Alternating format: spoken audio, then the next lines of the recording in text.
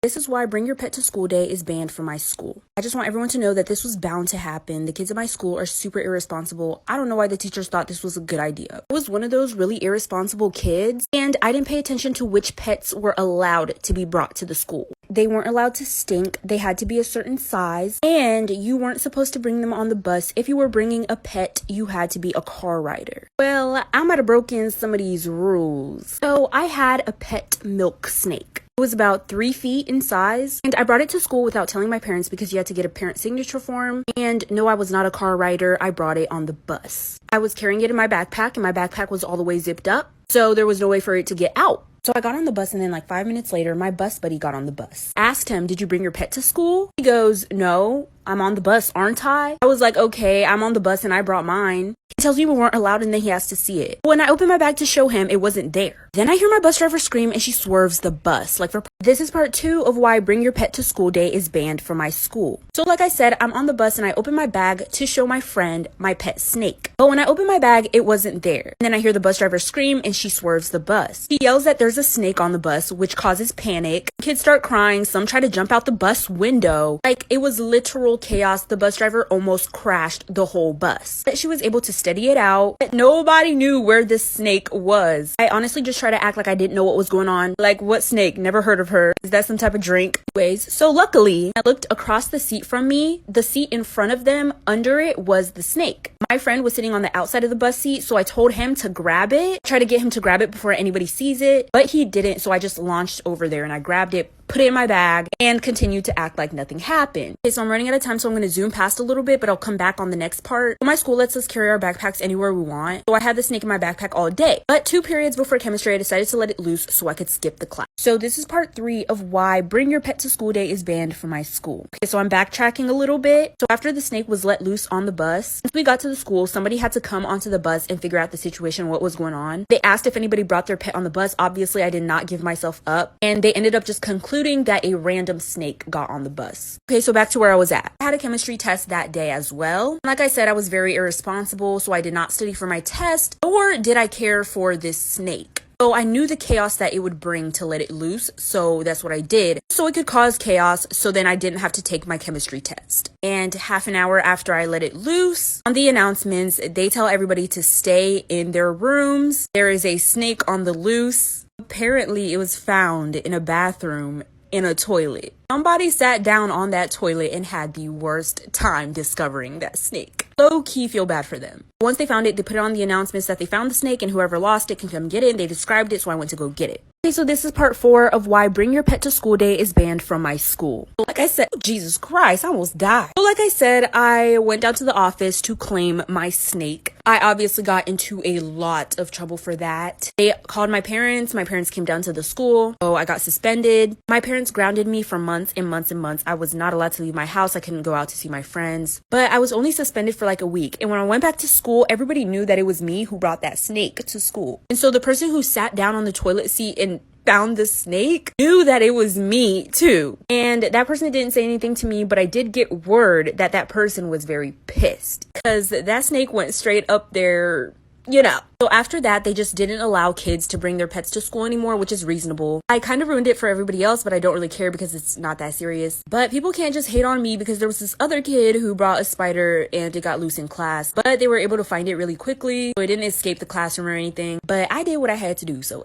story time of how I found out that my mom was actually my older sister. My older sister never really liked me as a child. We were never close. I never knew why, but I was guessing it was because of the 10-year age gap. But I'm pretty sure she hated me because she couldn't even look me in the eye. I cannot make this up. She would not look me in the eye. But she never really talked to my parents either. She kind of just kept to herself all the time. Sometimes I have vivid memories of when we were younger and she would always be arguing with my parents about something, and I always thought it had something to do with me. Well, I was right. It had everything to do with me because eventually my sister turned 18 and she moved out. For 2 years, I didn't talk to her at all. I honestly don't even think I had her number saved, and I'm pretty sure that she didn't have mine. Well, 2 years later, and I was 10 at the time, she reached out to me via social media. I'm not sure how she found my Instagram name, but it was just my name, so she probably just typed that in and found me. She DM'd me and told me that she wanted to talk about something very important and that she would like to talk over the phone. So we exchanged numbers and we called that same night. And she told me that when she was younger, my dad had taken advantage of her and gotten her pregnant and had me. This is part 2 of how I found out that my mom was actually my older sister. So like I said, my older sister had reached out to me via social media and told me that she was actually my mother. And so after we got off the phone that same night, I lost it at dinner and I went off on my parents and I screamed at them. And I told them that I would go to the police and tell them everything and I would tell them the truth unless they just let me live with my older sister. And they tried to explain themselves, and their reasoning was that they wanted to keep the family together because of their traditional values. And it would have just made their lives a lot harder going through all the court proceedings, so they just kept the family together. And so they clearly didn't want me to go into the police, so they said that I could go live with my older sister. So she came to get me, but she lived in a different state, so it kind of took a while. I still had to stay in the house for like a week or so before she came, but I packed all my stuff and I was ready to go. And when we went back to where she lived, we immediately called the police and told them everything. Fast forward a little bit, they did some DNA testing. My sister's DNA matched as my biological mother's, and then my dad was my biological father, and they saw how the ages just didn't match properly, so they took my father to jail. What's one really bad thing you did as a child that you kept secret for your entire life and didn't tell nobody? I'll go first. I got a lot of stories like this, but this is just one of them. So my mama used to put me in daycare, and in my daycare we used to do field trips, and we went to the YMCA. So while we were in the pool, this one white kid comes up to me. He asked me, like, why are you black? And I was kind of embarrassed, but I wasn't mad at the kid. I was more embarrassed than I was mad. And I told him that my parents painted me every single day. And I was thinking back at the time when I scraped my knee and the skin came off and there was like no blood. It was just bone. But I didn't know that it was bone. I thought that I was just white underneath. So I was like, it's true, like I can peel my skin off and prove it. When I did that, I peeled skin off my finger and it was a lot of skin and I started bleeding really bad. So the water started getting red and the daycare people tried to get everybody out the water like there was something going on. And then once everybody was out of the water, one of the daycare people go, I'm so sorry, everybody. I lost my tampon. I need to find it. Okay, so what happened was pretty self-explanatory, but I can make a part 2 if you guys want. Okay, so this is part 2 of the really bad thing that I did as a child and kept secret. So my daycare instructor, or whatever you call them, basically said that she had lost her tampon in the water. And I'm guessing she said that because she was on her period and she had a tampon in and the water started turning red, and that's the only reason that she could think of. But like they started checking all the kids and making sure that all the kids were okay and stuff. And when they came up to me and asked me if I was good, I was like, oh yeah, I'm fine. And so they were looking in the water for like an hour, but there was no tampon. Like they could not find the tampon. Like that one white kid, he was not part of the daycare. Like he wasn't one of the daycare kids. So they evacuated everybody out the pool. Like nobody was allowed in there. And like we all got back on the bus and we went back to the daycare, and the daycare instructor who thought she had lost her tampon literally talked to all of us and was like, things like this can happen as a woman, and when you get older you'll understand. But baby, I stayed mute. Ain't nobody know. One person knows, but hopefully she don't see this on her For You page.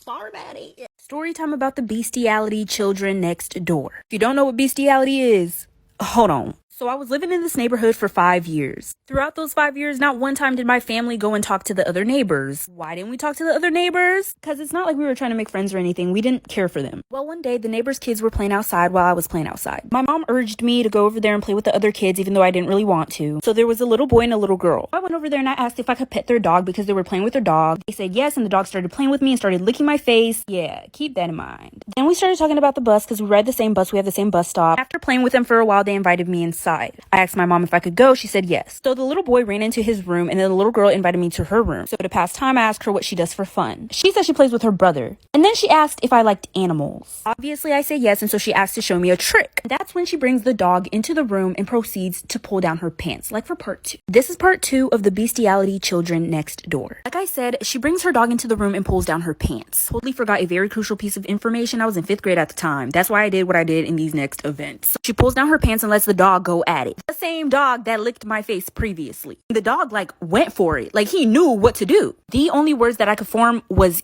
ew. She had trained this dog to do that. So after I said ew, she immediately got up and put her pants up, and like she was surprised that I was grossed out like any normal human being wouldn't be. Then out of nowhere she starts crying and I started feeling really bad, so I told her that I wouldn't tell anybody. And so she tells me I had to switch to my dog because my hamster wouldn't do it. Then she gets up and opens this drawer and proceeds to pull out a dead hamster. She says he wouldn't lick, he would only bite. She starts crying really hard and says she feels uncomfortable and she would feel better if I let the dog do what it did to her. As much as I didn't want to, I wanted her to feel comfortable, so I did it. This is part 3 of the bestiality children next door. Like I said, I gave in. I didn't know how it was supposed to feel. It felt weird, but it didn't feel good. So I stopped and she started giggling and I just felt so uncomfortable, so I wanted to go home. Then she started acting like she was annoyed and started getting really mad at me. But I was like, whatever, and so she let me leave. Well, it was a Sunday that day, and the next day we had to go to school, but she wasn't at the bus stop. And so I get on the bus and I go to school that day and everything is fine. Until like halfway through the school day, my mom comes to pick me up early. She would never come to pick me up early for no reason. I would usually have an appointment and I would know about it before. I would know if I was going to leave school that day and was going to get picked up, but I wasn't notified. So my mom came to pick me up, and while we were on the way home, she said that my dad had stayed home from work that day, and when we got home, we were going to have a talk about what I did with the neighbor's dog. I promise you're going to want to like for part 4.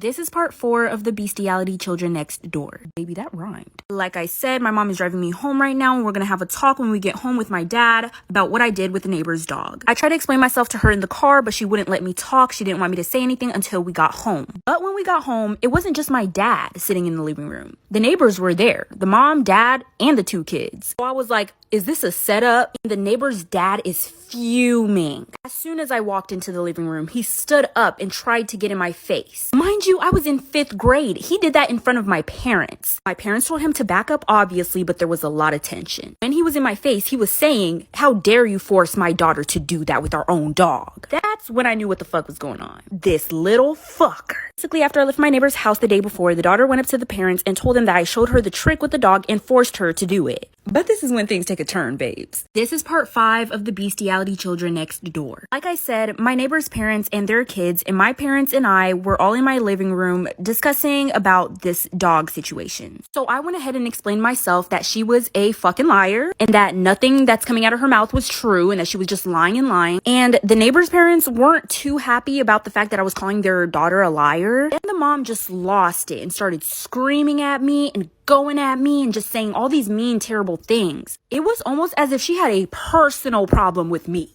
Well, baby. So I started crying really hard once the neighbor's mom started yelling at me. I don't know what that did to the neighbor's daughter, but she folded. She said, I lied. I'll tell you guys the truth. She finally admitted that it was her idea and she's the one who introduced it to me. Then once her parents expressed their disapproval, this fucking child, she says, I thought it was okay because I saw mom doing it when dad wasn't home.